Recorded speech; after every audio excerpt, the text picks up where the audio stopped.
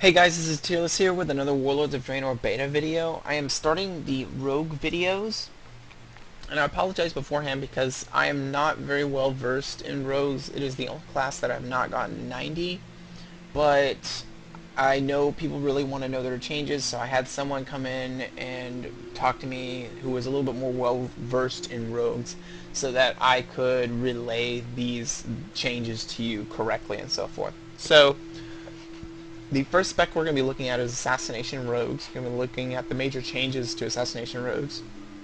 Their changed abilities, their removed abilities, their new glyphs, their new Draenor perks, and then their removed, changed, and new talents. So, the two major changes to Rogues as a whole, Assassination does not have a specific major change to their spec. Two major changes to Rogues as a whole is the first one is the most important and is a quality of life change and is a change to how combo points work and function. If you notice right here, I'm going to go ahead and use Mutilate and I will build up, I have my 5 combo points. I can switch over to the target on the left here and use Envenom. Basically, combo points now stack on the player as opposed to them stacking on the target. So you no longer have that, issue of needing to use redirect or anything like that because those combo points will shift with the player. So I can go ahead and build them up on this target, and then I can start fighting on this target and using Venom. Or I can build up one on this one, I can build up another on this one, and then I can burn them on the last one. So they stay with the player now. You don't have to worry about them, being only on one target. Huge quality of life change for rogues. The second change that came to Rogues as a whole is a consolidation of abilities. Rogues had a lot of passive abilities that affected only one active ability. And it was basically a lot of spell book bloat. It wasn't necessarily button bloat because they weren't on your passive abilities weren't on your bar, but it was spell book bloat. So basically Blizzard went through and combined them all together. I'm not going to go through the remove section of the video and talk about all the passives that were removed, and I'm not going to go through the changed abilities video and to talk about all the abilities that have had those passives added in. Just know that your playstyle isn't changed and they've had everything consolidated. I will show you one example right here. Let's look at Dispatch. If you'll notice in the second paragraph in the bottom right corner, it says your successful mutilates have a 30% chance to make your next dispatch free and usable on any target.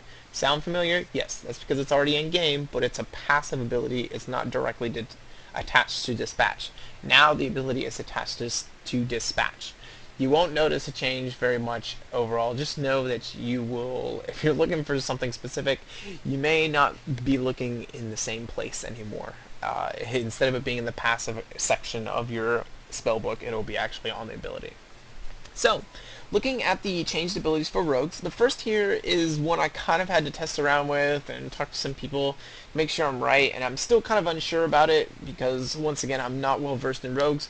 But the first ability here is Seal Fate, and they had a very small change, and it said, this is the ability where it said your single target abilities that you use have the chance to, your critical strikes have a chance to give you an extra combo point. Well, they removed the single target wording from that, phrase. So just to see, I tested it on Fan of Knives. So I'm going to come over here, and I have my primary target set as that one on to the right of me. I'm going to use Fan of Knives, and you notice how I crit on it, and I have 2 combo points up in the top here. So another 2 combo points up in the top there because of the crit both times. So go ahead and use it again. And you notice I crit on the very far one, but I did not crit on the primary target, so I only got 1 combo point. So if you crit on your primary target, you will get those 2 combo points like I did just there, but you won't get them if you crit on any of the other targets. So that is a small little change to Seal Fate. There's a change to Venomous Wounds. Venomous Wounds used to give you the, extra nature damage and regain 10 energy for Rupture and Groat. It no longer applies to Groat. It only applies to Rupture. Smoke Bomb has had its damage reduction cut in half. It is now 10% less damage as opposed to 20%. Swiftblade's Cunning, which your passive ability as a rogue that gave you increased haste for about 10%, I believe, that has now been changed to only 5%, but it increases haste and multi-strike chance to all party and raid members. So that's your raid buff. It now applies to haste and multi-strike, and if you don't know what multi-strike is, it's a new stat in the game that's like Elemental Shaman's Old Mastery and Marksmanship Hunter's Old Mastery that give you that kind of lesser duplicate of the spell you just cast or ability you just used. It's now a secondary stat that anyone can grab in the game, so multi-strike chance increases Swift Blade's cunning, nothing but a small buff there. Quality of life change in ambush in that you no longer have to be behind the target. You can now, ambush from any which direction you choose to. So that is a nice change that they have brought to rogues as a whole. And I like it. Otherwise, that is the entirety of changed abilities for rogues. Assassination rogues. To be honest, rogues did not receive too many major changes across the board. So going into the removed abilities, the first of which is Disarm Trap, and this will be a little bit of PvP nerf against hunters, because it won't be as big as you're thinking, but it's still a PvP nerf. Understand now, rogues, because rogues are really the only class that deal with traps, to be honest, with attempting to disarm a trap. Just know that traps now activate instantaneously as opposed to, that delay that they used to have. So Disarm Trap loses a lot of its usage just because of how trap activation has changed.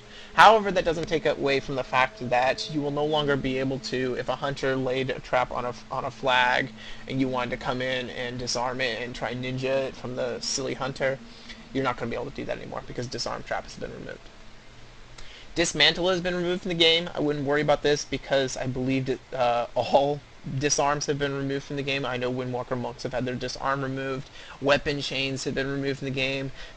Blizzard's cutting down on disarms and blanket silences. They just want them removed from the game. So I wouldn't worry about that too much because that happened to everybody. But it is now gone. Master Poisoner is gone as we know it. I believe they've added a new ability that is the same name that I'll talk about in a different video, but Master Poisoner, which is the increased spell damage by any target you have poisoned by 5%, has been removed from the game. Mind-numbing poison has been removed. Another thing that Blizzard has removed are all the abilities that really slow casting time. It's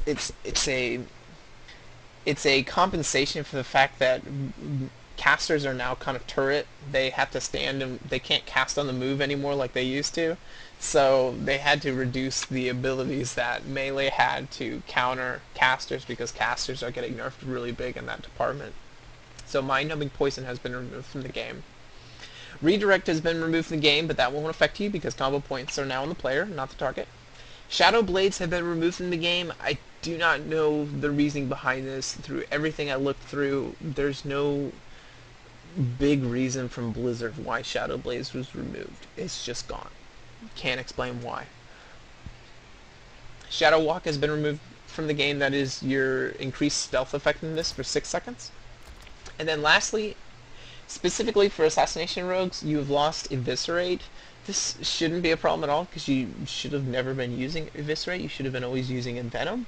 But Envenom now replaces Eviscerate. So if you switch to combat, your Envenom button will switch to Eviscerate. And if you switch back to Assassination, your Eviscerate button will switch back to Envenom. So Eviscerate hasn't been removed from the game. It's on different specs. It's just not an Assassination. So that leads us to the glyphs of rogues, the new rogue glyphs. I kind of like them. They've got 4 new glyphs. You can go up here to the top. The first of these is Glyph of Disappearance. I really like this one. Reduces the cooldown of Vanish by 60 seconds, but Vanish's duration ends. But when Vanish's duration ends, Stealth is no longer automatically activated. Now I don't know the ins and outs of rogue PvP and how this is used, but I was testing it out myself, in PvP. Honestly, it's something I like because you get your cooldown on Vanish cut in half, and then all you have to do is make sure that you go into stealth by yourself instead of the automatic stealth there. So I can see a lot of people taking this. I honestly think it's great. A minute cooldown on Vanish. Speaking from every other class in the world, that's going to be annoying. Now notice that it says exclusive with Glyph of Vanish, because that means that you can only have Glyph of Vanish or Glyph of Disappearance as an active glyph at the same time. You cannot have both. If I were to go down here, you will see that Vanish is like it's been, you know, redded out to me. I cannot use it in the bar. So the next change, or new glyph, is going to be Glyph of Elusiveness, which reduces the cooldown on evasion by 30 seconds. Notice that it says exclusive with Glyph of Evasion and Glyph of Energy Flows. Speaking of Glyph of Energy Flows, each time you dodge while evasion is active, you gain 10 energy.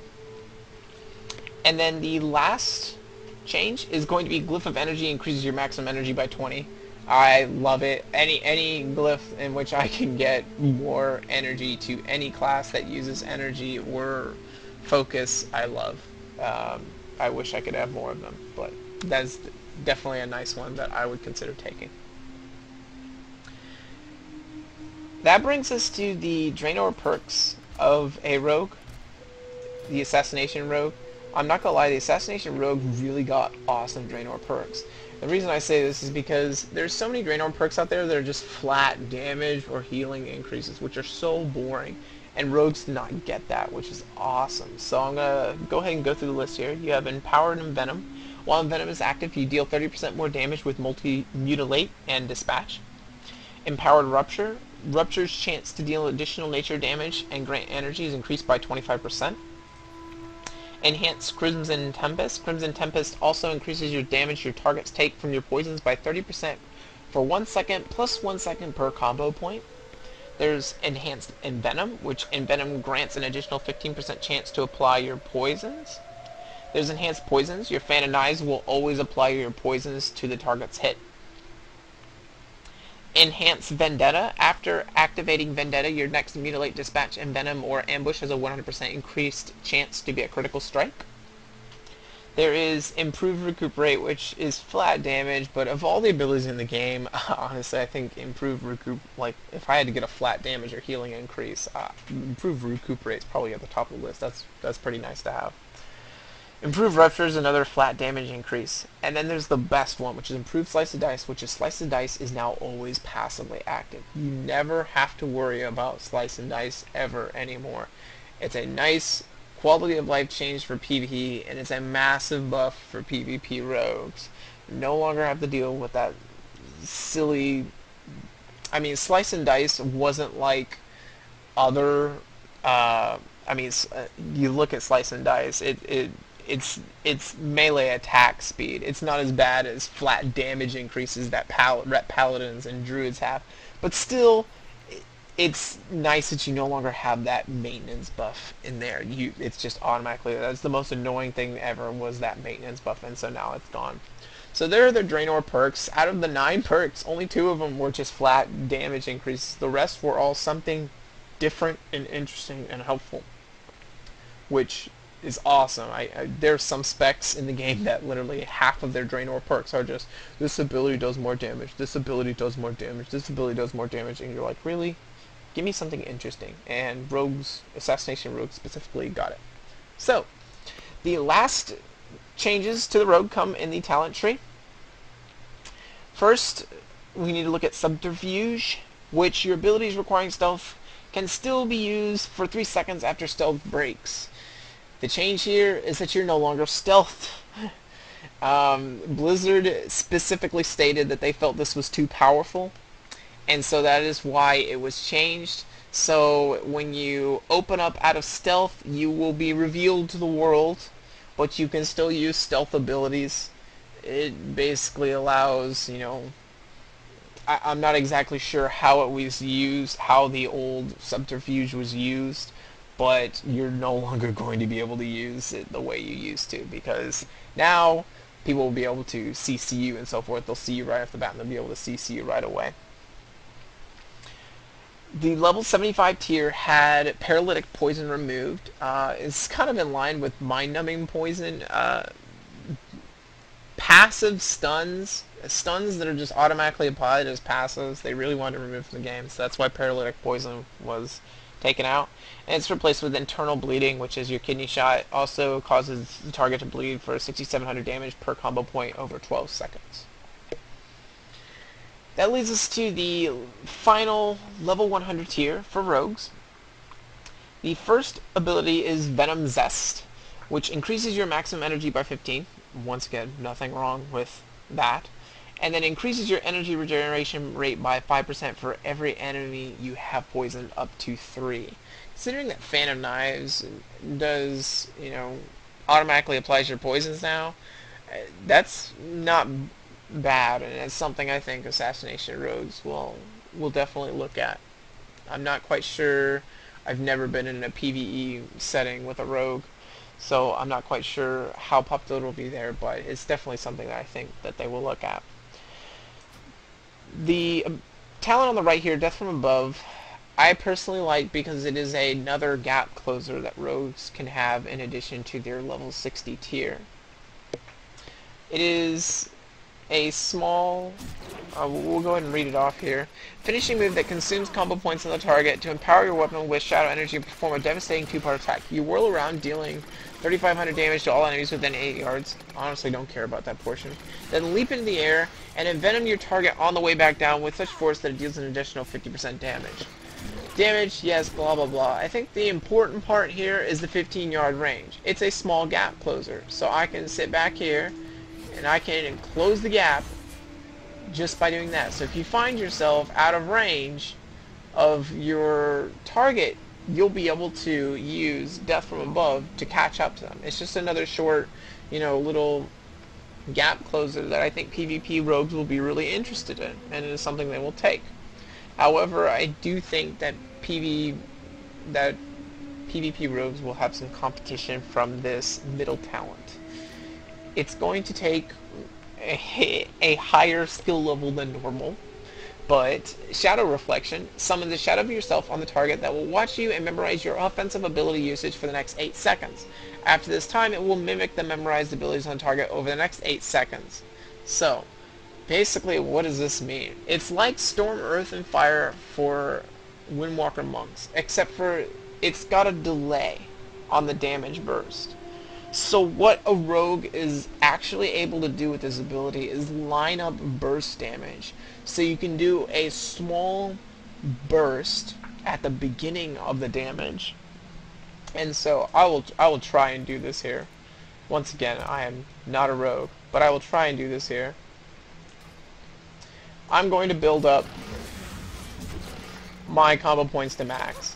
And then I'm going to use my Shadow Reflection using Venom, and then he's sitting there, and then as soon as he starts attacking, that's when I can start doing my burst.